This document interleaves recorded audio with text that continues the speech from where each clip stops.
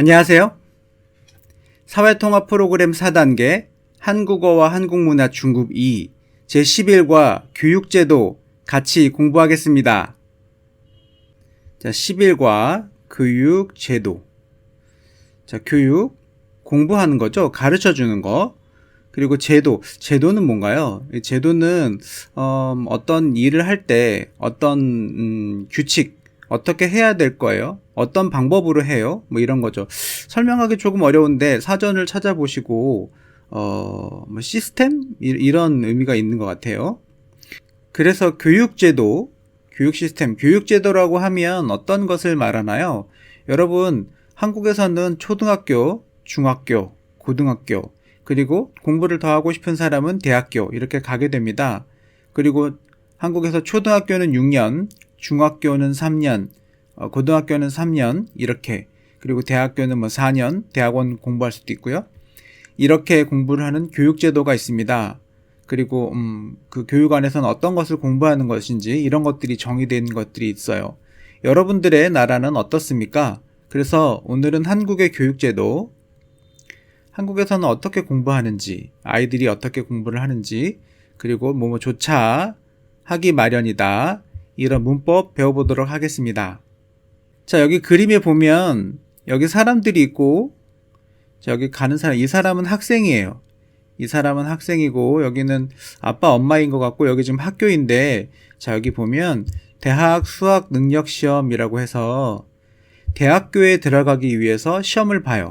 대학교에 들어가기 전에 내가 시험을 보고 시험 점수가 높으면 좋은 대학교에 갈 수 있고, 그렇지 못하면 좋은 대학교에 갈 수 없어요. 이런 고등학교 3학년 마지막 겨울에 보는 시험이 있습니다. 그것을 대학 수학 능력 시험 이렇게 말하죠. 그래서 지금 이 학생이 이 수학 능력 시험, 한국에서는 수능이라고 이야기하는데 쉽게 짧게 줄여서 대학 수학 능력 시험 너무 기니까 수능 이렇게 줄여서 이야기해요. 이 수능을 지금 보러 가는 학생이에요. 그리고 여기 부모님이 시험 잘 보세요 이렇게 응원을 해주고, 여기 뒤에 보면 잘 안 보이지만 여기 뒤에 학생들도 이렇게 선배님 시험 잘 보세요 이렇게 응원을 하러 나오는 학생들이 있어요. 그리고 여러분 지금 차림을 보면, 자, 지금 되게 두꺼운 옷을 입고 있죠. 이 수능은 항상 겨울에 봅니다. 아주 추울 때 시험을 봐서 학생들이 많이 힘들어 하기도 해요. 그리고 한국에서는 좋은 대학교에 가면 돈도 잘 벌 수 있고 좋은 일을 많이 할 수 있다고 해서 대학이 아주 중요합니다. 그 좋은 대학교에 들어가기 위해서 이 수능을 아주 중요하게 생각하고 학생들이 열심히 준비를 해서 시험을 봅니다. 아주 중요한 시험이죠. 여러분 나라에도 이런 시험이 있나요? 자, 여기 두 번째 그림을 볼까요? 여기 지금 이 아이가 엄마 손을 붙잡고 지금 학교에 가고 있네요. 지금 마스크를 하고 있어요. 지금 코로나 때문인가요? 이 학생들이 어린아이들인데 지금 아주 어린 것 같아요. 그런데 지금 학교에 가고 있네요. 아마 엄마가 같이 아이를 데리고 가는 것을 보니까 이제 처음 학교를 가나? 이제 1학년인가? 초등학교 1학년일까요? 이렇게 생각이 되네요. 그리고 선생님한테 이렇게 공부를 하고 있어요. 학교에서 공부를 하고 있죠. 여기 교실이에요. 여기 칠판이 있고, 아직도 한국에서는 이런 모습의 학교 교실을 하고 있는 것 같은데, 여러분 학교는 어떻습니까? 여러분이 고향에서 배웠던 학교는 어떤 모양이었나요? 자, 그리고 여기 학생이 공부를 하고 있고, 또 여기 보면은 이거 부동산은 아닌데, 여기 보면은 여기 뭐 수학, 여기 뒤에도 보면 논술, 뭐 언어 이런 것도 있고요. 여기 앞에 보면은 수학, 과학, 그리고 여기 학원, 이렇게 여기 학원이 지금 되게 많은 곳이네요. 학원은 무엇인가요? 한국에는 이게 사교육이라는 말이 있는데, 사교육, 초등학교, 중학교, 고등학교, 학교에서 공부하는 게 아니고 학교가 끝나고 밖에 나와서 다른 학원, 개인이 하는 거죠. 이런 학원에 가서 공부를 또 해요. 물론 뭐 피아노, 태권도, 이렇게 그림 이런 거 배우는 학원도 있지만, 이렇게 수학, 과학, 학교에서 배우는 공부가 조금 부족해서, 아니면 공부를 아주 잘해서 좋은 대학교에 가기 위해서 이렇게 따로 공부를 하는 이런 학원들이 많이 있습니다. 이걸 사교육이라고 부르고, 한국에서는 이 사교육을 되게 중요하게 생각하는 경우가 많이 있죠. 그래서 좋은 학원에 다녀서 공부를 잘 해야 좋은 대학교에 갈 수 있다. 이렇게 생각하는 사람들이 많아서, 이 좋은 학원들이 많이 있는 곳은 집값도 아주 비쌉니다. 여러분들은 학원에서 공부해 본 적이 있습니까? 그리고 여러분은 학원에서 공부하는 것을 어떻게 생각하나요? 이것은 필요할까요? 필요하지 않을까요? 여러분들은 사교육에 대해서 찬성을 하십니까? 반대를 하십니까? 자, 다음 어휘를 배워보도록 하겠습니다. 국립, 공립학교, 국립학교, 공립학교. 국립 또는 공립학교는 국가, 지방 공공단체가 운영해서 학비가 싸다. 국가, 정부죠, 정부. 나라에서 운영하는 학교예요. 한국의 대부분 학교들이, 아주 많은 학교들이 국립이나 공립이죠. 그래서 이런 곳은 국가에서, 나라에서 돈을 주기 때문에 학비가 아주 싸거나 무료인 경우가 많이 있어요. 그래서 운영해서 학비가 싸다. 이렇게 국립학교, 공립학교. 그리고 사립. 이거하고 이게 반대 개념이 되겠죠. 사립은 어떤 개인이 만든 학교예요. 아니면은 뭐 사학이라고 해서 이런 단체들이 만든 학교인데, 이런 사립학교는 경쟁이 심해서 입학하기가 쉽지 않다.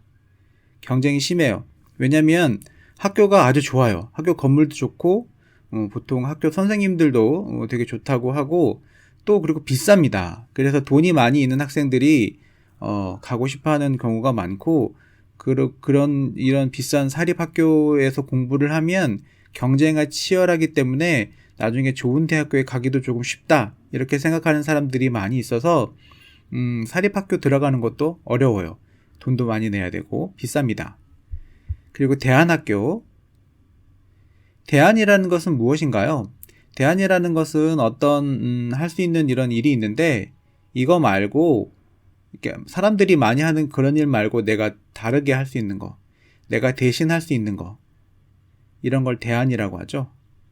대신 뭐 할 수 있어? 대안이 뭐가 있어? 이렇게. 대안학교. 내가 기존에 있는 국립학교, 사립학교 대신에 갈 수 있는 학교를 대안학교라고 합니다. 왜 대안학교에 가나요? 대안학교에서는 학교 교육의 문제를 해결하기 위해서 자율적인 교육 프로그램을 운영한다. 대안학교는 학교교육. 이 학교교육은 국립, 사립학교의 교육의 문제를 해결해요. 어떤 문제가 있나요?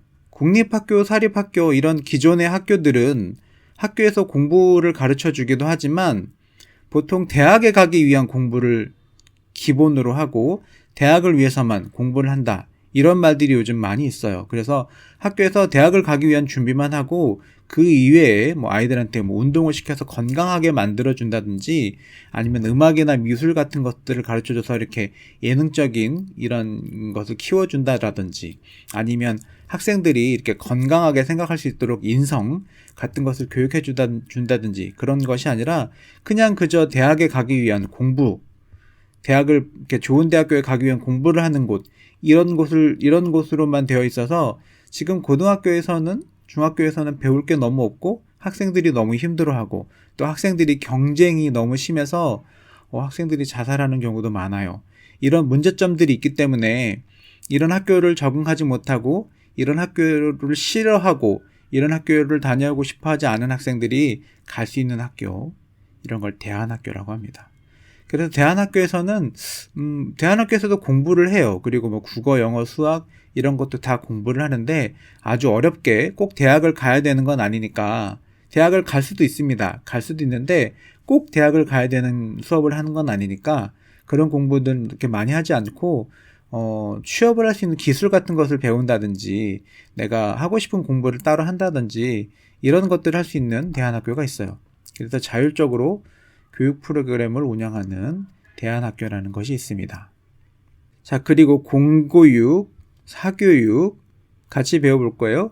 공교육은 아까 우리 얘기했던 공립 그리고 사립고등학교 이런 데처럼 학교에서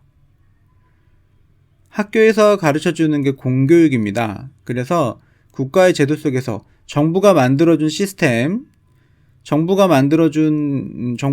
이거 배우세요. 이렇게 가르쳐 주세요. 라고 한 그런 학교에서 배우는 것이 공교육입니다. 학교에서 배우는 거, 초등학교, 중학교, 고등학교 여기서 배우는 것이 공교육이죠. 사교육은 뭐예요? 이건 학원에서. 공교육을 보충하기 위해서 학교 밖에서, 학교에서 공부하는 게 아니고 학원에서 공부하는 거예요. 사교육. 뭐 태권도, 그리고 미술, 뭐 음악, 피아노 이런 것도 사교육이라고 하지만 이런 학원도 많이 있어요. 하지만 보통 영어, 뭐 국어, 수학 이렇게 그 학교에서 공부, 대학교 가기 위해서 하는 그런 공부들을 학교에서 하는 것이 조금 부족하기 때문에 사교육, 학원에서 와서 공부를 하는 경우들이 아주 많이 있습니다. 그런 것들 우리가 다 함께 사교육이라고 부르죠. 그리고 교육열. 이거 교육은 가르쳐 주는 거고 열은 이게 뜨거워요 이런 말이죠. 그래서 자식에 대한 학부모들의 교육열이 점점 높아지고 있다. 그래서 교육열이 높다. 이거 같이 외워두시면 좋을 것 같아요. 교육열은 높아요. 교육열이 낮아요. 이렇게 이야기할 수 있어요. 교육열이 높아요. 교육열이 낮아요. 이렇게. 그래서 그 집안 사람들은 그 학교 학생 부모님들은 교육열이 높아요. 이렇게 이야기할 수 있고 교육열이 뜨겁다. 교육열이 뜨겁다. 이렇게 이야기하기도 합니다. 열이니까요. 교육열이 뜨거워요. 교육열이 높아요. 이렇게 이야기할 수 있어요. 교육열이 높다. 이것은 무슨 말인가요? 부모님들이 아이들을 많이 가르치고 싶어요. 좋은 대학교에 가고 싶어서 돈도 많이 주고 학교도 많이 보내고 학원에도 많이 보내고 이렇게 한다는 거, 이런 거 교육열이라고 하죠. 그리고 주입식 교육, 창의교육, 요것도 약간 반대되는 그런 개념이 될 수 있는데 주입식 교육, 주입이라는 건 뭔가요? 주입은 이렇게 주사기 같은 걸로 이렇게 꾹 이렇게 넣어요. 머릿속에다 이렇게 꾹 넣어요. 이렇게 주입이라는 걸 이렇게 밀어 넣는다는 말이죠. 이렇게 넣어요. 그래서 주입식 교육에서는 정보나 지식을 암기, 외워요. 그냥 계속 외워. 야, 외워. 가르쳐 주기만 하고, 서로 선생님하고 학생하고 대화하는 이런 게 아니라 그냥 선생님만 혼자 계속 이야기를 하고, 외우세요. 다 외우세요. 이렇게. 옛날 선생님 어릴 때부터 가르쳐 주던 주입식 교육. 주입식 교육이 괜찮을 때도 있지만 보통 요즘은 효과가 별로 없다. 이렇게 이야기하는 경우가 많이 있죠. 그래서 그것에 대한 대안으로 이것은 좋지 않으니까 다른 것은 어떻게 하면 좋을까요? 라고 해서 창의교육. 내가 생각해서 이렇게 수업을 하는 거예요. 창의교육에서는 새롭고 예전 같은 것들이 아니라 흥미로운 생각을 나누는 수업이 이루어져요. 이렇게 선생님이 말하는 것만 들으면서 수업하는 게 아니라 학생도 질문을 하고 학생하고 서로 대화하면서 배우고, 그리고 아니면은 수업 시간에 게임을 한다라든지 학교 교실에 앉아서 공부하는 게 아니라 산에 가서 나무나 이렇게 돌 이런 거 만지면서 공부를 하고 산속에서 나무를 가지고 이렇게 집을 만들어 본다라든지 그러면서 같이 공부하고 배우는 이런 것들을 창의교육이라고 하죠. 요즘 이런 창의교육이 학생들에게 도움이 많이 되고, 그리고 이렇게 암기하는 그런 지식은 사회에서 크게 도움이 되지 않는다. 이게 창의적인 아이디어, 새로운 특이한 생각이 도움이 많이 된다고 해서 이런 창의교육이 요즘은 되게 중요하게 생각이 되어지고 있습니다. 그리고 이것과 같이 한국에서 또 하나 요즘 많이 중요하다고 생각하는 게 인성이라는 거거든요. 인성교육. 인성교육에서는 사람의 마음, 성격을 키우는 수업이 이루어진다. 자, 인성이라는 게 뭔가요? 인성은 사람이 착하다. 쉽게 말해서 착하다라는 말이에요. 착하다. 사람이 착해야 됩니다. 나는 힘든 거 싫어. 나는 힘든 거 싫어하니까 나는 같이 안 할래. 나는 이거 먹기 싫으니까 나는 안 먹을 거야. 너 혼자 먹어. 그리고 나 너 싫어. 너 못생겼어.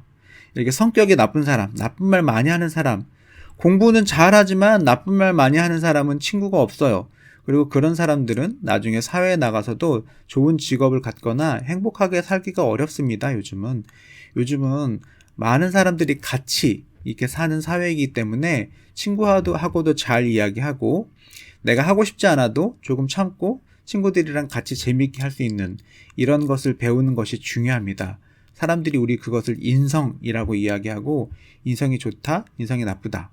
이렇게. 그래서 그런 것들을 가르쳐주는 인성교육. 아까 선생님이 그 대안학교 이야기할 때 기존의 학교에서 있는 문제점들이 있다고 이야기했었는데, 거기에서도 기존 학교에서는 이런 인성, 어떻게 하면 착하게 살 수 있는지, 어떻게 하면 좋게 다른 친구들하고 잘 살 수 있는지, 이런 것들을 배워주기가 좀 힘들어요. 왜냐면 공부를 열심히 해서 다른 학생들보다 공부를 더 잘해서 좋은 대학교에 가야 되니까 친하게 지내는 것보다 이렇게 경쟁하는 경우가 훨씬 많죠. 그래서 인성 같은 걸 배우기가 조금 어렵다, 이런 말들이 있습니다. 자, 문법 배워보겠습니다. 조차. 어떤 상황이 이상의 것이 더해졌어요. 자, 어떤 일이 있고 그것에 어떤 일이 또 생겼어요. 더 안 좋은 일이 생겼어요. 보통 조차 뒤에는 부정, 좋지 않은 일이 나오는 경우가 많이 있습니다. 보통 좋지 않은 것들을 뒤에 설명을 해야 되고, 이 좋지 않은 이게 이거하고도 비슷하죠. 그래서 저는 학교를 졸업한 지 오래돼서 선생님 얼굴조차 기억이 안 나요. 선생님 얼굴도 기억이 안 나요. 이렇게 말할 수 있죠. 선생님 얼굴도 기억이 안 나요. 선생님 얼굴조차 기억이 안 나요. 학교 졸업한 지 너무 오래돼서 선생님 얼굴, 선생님 어떤 선생님이 있었지? 기억이 잘 안 나요. 얼굴조차 기억이 안 나요. 그리고 화가 많이 나셨어요. 저하고 눈조차 안 마주쳐요. 눈조차 안 마주쳐요. 눈을 마주치다, 사람이 눈을 서로 보는 거죠? 이거를 안 해요. 과장님 오늘 식사하셨어요? 이러고 이거 눈조차 안 마주치는 거죠. 이렇게 보지도 않는다는 거예요. 이거 좀 많이 쓰는 표현입니다. 눈조차 안 마주쳐요. 이렇게. 그리고 떨어지는 것은 생각조차 하기 싫어요. 네. 생각도 하기 싫어요. 이렇게 말해도 되죠. 네, 생각조차 하기 싫어요. 이것도 많이 쓰는 표현입니다. 난 그거 너무 싫어요. 이거 하고 싶지 않아요. 그래서 생각하기 싫어요. 생각조차 하기 싫어요. 이렇게. 일어나는 것조차 힘들었어요. 이렇게 표현할 수 있겠습니다. 자, 보기 같이 한번 보겠습니다. 한국어를 처음 배울 때 이름조차 못 썼어요. 한국어를 처음 배울 때 이름조차 못 썼어요. 이렇게 제가 미리 연결을 해놨는데, 한국 생활에 적응 잘 할 수 있어요. 잘 지낼 수 있어요. 그거를 못했어요. 잘 못 지낼 때 혼자 외출조차 못했어요. 혼자 외출, 밖에 나가요. 혼자 밖에 나갈 수 없었어요. 적응하지 못했을 때 외출조차 못했어요. 그리고 회사 일이 힘들어서 그만두었을 때 가족에게조차 말하지 못했어요. 회사가 너무 힘들어서 그만뒀어요. 그런데 가족에게 이야기를 못했어요. 왜 이야기 못했을까요? 미안해서? 아니면 걱정하실까봐? 그런 경우 많이 있죠. 회사가 힘들어서 그만둬도 부모님한테 이야기하기 힘든 경우가 있어요. 걱정하시니까. 힘들어서 그만두었을 때 가족에게조차 말하지 못했어요. 이렇게. 그리고 고향 친구가 죽었다는 소식을 들었을 때, 친구가 죽었어요? 말조차 안 나와요. 무슨 말을 할 수가 있겠습니까? 친한 친구가 그렇게 됐다고 하면 아무 말도 할 수가 없죠. 그래서 말조차 안 나온다? 이렇게. 그리고 대학 입학 시험을 준비하느라고 바빴을 때 친구조차 못 만났어요. 네, 친구도 못 만났어요. 이렇게 이야기할 수 있습니다. 자, 동사 형용사에 뭐뭐 하기 마련이다. 그러한 일이 있는 게 당연해요. 그렇게 되는 건 당연해. 그럴 수밖에 없어. 꼭 그렇게 돼야 될 것 같아. 자, 이거 어휘라 문법이 아니고서는 설명하기가 조금 어려워요. 이게 마련이다. 뭐뭐 하기 마련이다. 이게 당연하다. 이런 거 사전에 한번 찾아서 이렇게 의미를 한번 찾아보세요. 그래야 이 문법 이해하기가 쉽습니다. 이게 그렇게 될 수밖에 없어요. 꼭 그렇게 될 거예요. 이런 말이죠. 그래서 우리 애가 공부를 안 해서 고민이에요. 때가 되면 스스로 공부하기 마련이에요. 네. 때가 되면 아이가 공부하고 싶어질 거예요. 지금은 공부하고 싶어 하지 않은 나이니까 나중에 공부하기 마련이에요. 네. 공부하게 될 거예요. 당연하게 그렇게 돼요. 이런 말이죠. 그리고 그 나라에서 오래 살면 그곳 음식에 익숙해지기 마련이에요. 괜찮아요. 잘할 수 있어요. 익숙해졌어요. 이런 말이죠. 익숙해지기 마련이에요. 시간이 지나면 잊히기 마련이에요. 네. 시간이 지나면 잊어버려요. 힘든 일이 있어도 기쁜 일이 있어도 나중에는 잊어버리게 됩니다. 시간이 지나면 잊히기 마련이에요. 기대가 크면 실망도 크기 마련이다. 거기 너무 좋을 것 같아 라고 했는데 갔더니 별로야. 실망이 커요. 그래서 실망이 크기 마련이다. 이렇게 말할 수 있습니다. 자, 요즘 일이 많아서 잠을 못 잤더니 몸살이 났어요. 무리하게 일하면 병이 나기 마련이에요. 무리하게. 너무 심하게, 너무 많이 일을 하면 병이 나요. 병이 나기 마련이에요. 저 배우는 예전에 참 멋있었는데 이제 많이 늙었어요. 사람은 누구나 늙기 마련이에요. 사람은 누구나 늙기 마련이에요. 그리고 아이한테 게임하지 말라고 여러 번 말했는데 말을 안 들어요. 잔소리하면 말을 더 안 듣기 마련이에요. 잔소리. 이렇게 말하는 거 잔소리죠. 잔소리를 하면 더 안 들어요. 더 안 듣기 마련이에요. 아이를 키우니까 부모님 생각이 자주 나요. 네. 아이를 키우니까 이제 부모님 생각이 나요. 아이를 낳아보면 부모님 마음을 이해하기 마련이에요. 그때서야 이해한다고 하죠. 내 친구 둘이 그렇게 싸우더니 결혼했어요. 친구 둘이 싸우다가 결혼했어요. 싸우면서 정이 들기 마련이에요. 싸우면서 정들다. 이게 한국에서 많이 쓰는 말이네요. 괜찮습니까? 자, 다음 한국의 학제 배워볼 거예요. 유치원, 초등학교 들어가기 전에 들어가서 공부하는 곳이죠. 가도 되고 안 가도 됩니다. 요즘은 대부분 다니는 것 같아요. 유치원, 초등학교 6학년, 중학교 3년, 고등학교 3년, 그리고 전문대학이나 대학교 둘 중에 이렇게 갈 수가 있는데, 전문대학교 같은 경우는 2년이나 3년, 대학교는 4년 이렇게 공부하는 경우가 보통이죠. 그래서 한국의 학제는 이렇다. 시스템이 이렇게 되어 있다라고 알 수 있습니다. 그리고 검정고시는 뭔가요? 정규 학교를 졸업한 것 같은 자격을 얻기 위한 시험이에요. 내가 시험을 보면 그 학교를 다니지 않아도 졸업한 것과 비슷하다라는 게 있죠. 보면 중학교 검정고시 그리고 고등학교 검정고시 이런 것이 있어요. 그래서 내가 중학교 검정고시를 보면 중학교를 졸업한 것과 똑같아지고, 그리고 고등학교 검정고시를 보면 고등학교를 졸업한 것과 같아지는 같은 대우를 받을 수 있는 시험이 있습니다. 검정고시라고 하죠. 그리고 대학 수학능력시험 수능, 아까 우리 처음에 배웠죠? 그래서 대학교에 가기 전에 이 고등학교 3학년 끝날 때 이 시험을 봐요. 그리고 이 시험을 봐서 이렇게 어떤 대학교에 갈지 이렇게 이 시험이 있죠. 대학 수학능력시험. 그리고 재수는 뭐예요? 한번 배웠던 과정을 다시 배우는 것으로 입학시험에서 떨어진 뒤에 다음 시험에 대비하여 공부하는 것. 자, 고등학교 3학년, 보통 고등학교 3학년 때 대학 수학능력시험을 봐요. 수능시험을 보고 대학교에 가게 되는데 수능을 잘 못 봤어요. 1년도 공부해서 점수를 높여서 더 좋은 대학교에 가고 싶어요. 이런 걸 재수라고 하죠. 자, 다양한 학습의 형태가 또 있습니다. 장점을 이야기해 볼게요. 방과 후 학습. 자, 여기에서 방과 후라는 표현을 배워봐야 돼요. 방과 후는 학교 수업이 끝난 후.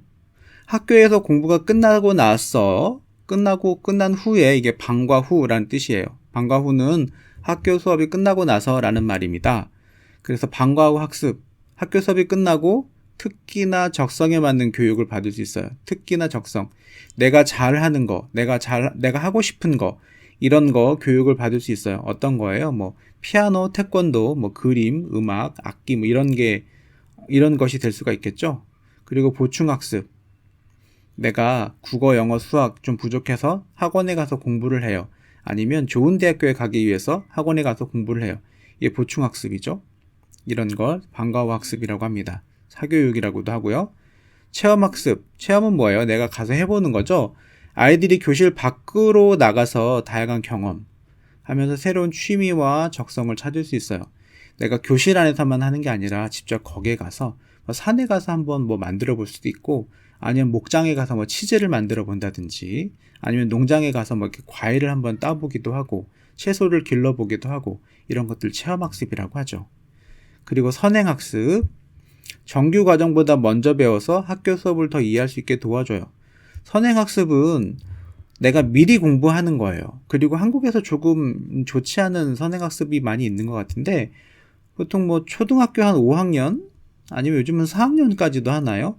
초등학교를 졸업하지 않았는데 벌써 초등학교 6학년까지 다 공부를 하고 집에서 학원에서 먼저 공부를 하고 중학교 과정, 초등학교 때 중학교에서 공부해야 될 것을 미리 배우는 거예요. 이걸 선행학습이라고 하죠. 그래서 그러면 중학교에 가서는 뭐 해요? 중학교에 가서는 고등학교 거를 공부를 하고 그리고 고등학교에 가서는 대학교 가는 준비를 미리 해서 공부를 정말 잘하는 학생들은 고등학교 2학년 때 아까 선생님이 이야기했던 검정고시를 먼저 보고 고등학교 졸업한 그런 대우를 받고 대학교를 빨리 17살, 18살에 대학교에 들어간 학생들도 있다고 해요. 그래서 이런 것들 선행학습이라고 합니다. 그리고 평생학습. 평생학습이라는 건 무슨 말인가요? 학교를 졸업하고 고등학교를 졸업하고 대학교를 졸업하고 나서도 계속 사회에서 생활을 하면서도 일을 하면서도 공부를 하는 거죠.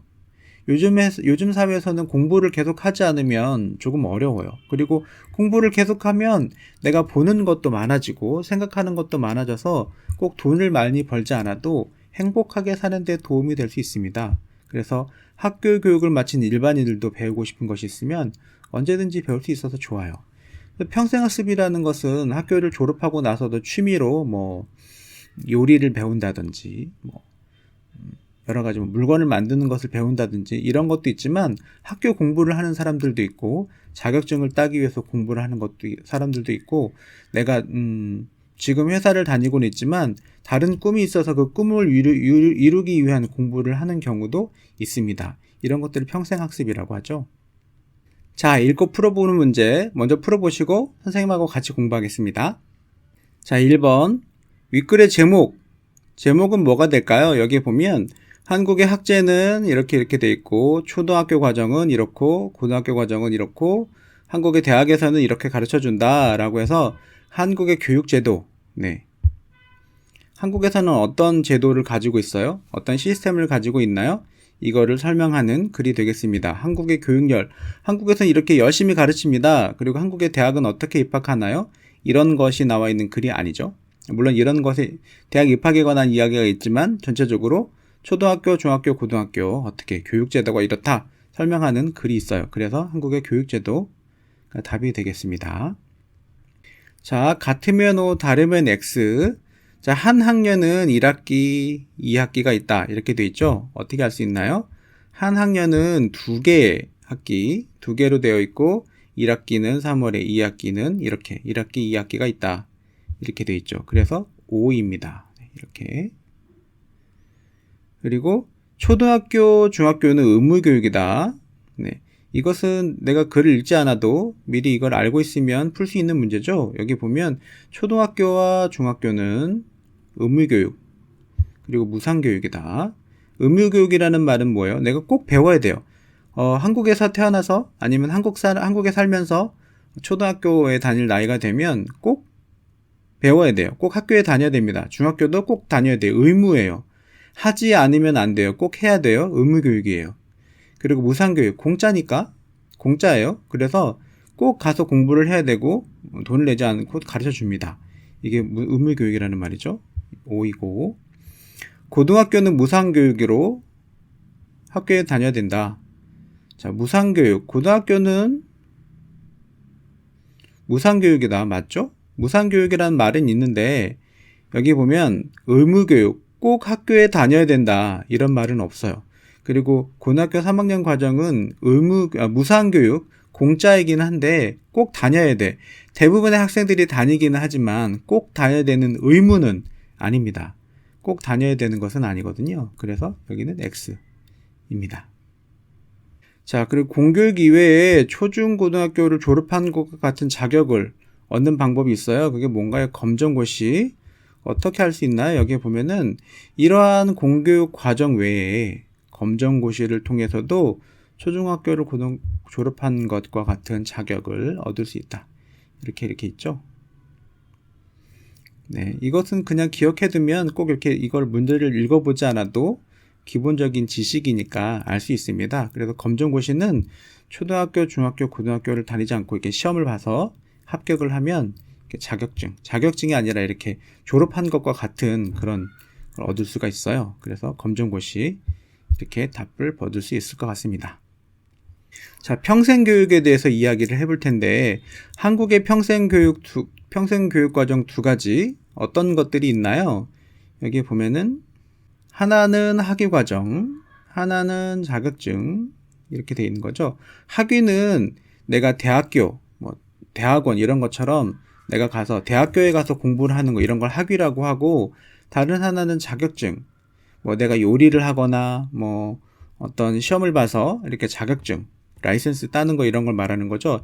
한국의 평생교육은 두 가지가 이렇게 있습니다. 그래서 나이가 들어도 회사를 다니면서도 대학에 가서 공부를 할 수가 있고, 그리고 자격증 같은 거 공부해서 자격증을 딸 수가 있어요. 그래서 이런 것들을 통해서 내가 공부를 하게 되면 더 많은 것들을 볼 수가 있습니다. 그리고 더 많은 기회를 얻을 수가 있고 더 많은 친구들을 만날 수도 있어요.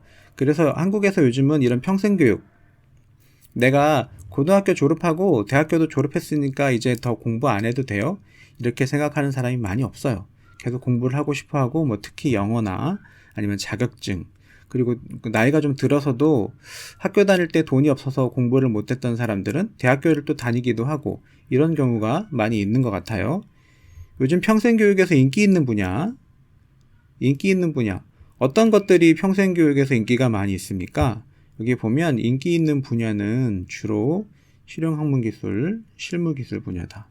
내가 이렇게 쓸 수 있는 거, 보통 피부 미용, 피부 이렇게 예쁘게 해주는 거, 그 다음에 사회복지, 좀 어려운 사람들 도와주는 거, 상담, 이렇게 내가 이야기해서 불편한 게 있어요? 이런 거를 이렇게 이야기로 도와줄 수 있는 거, 보육, 아이들을 키우는 거, 레크레이션, 이게 많은 사람들 앞에서 이렇게 기타 치고 같이 놀아줄 수 있는 거, 게임 같은 거 해줘서 재미있는 시간을 만들어줄 수 있는 사람, 이런 거 레크레이션이라고 하죠.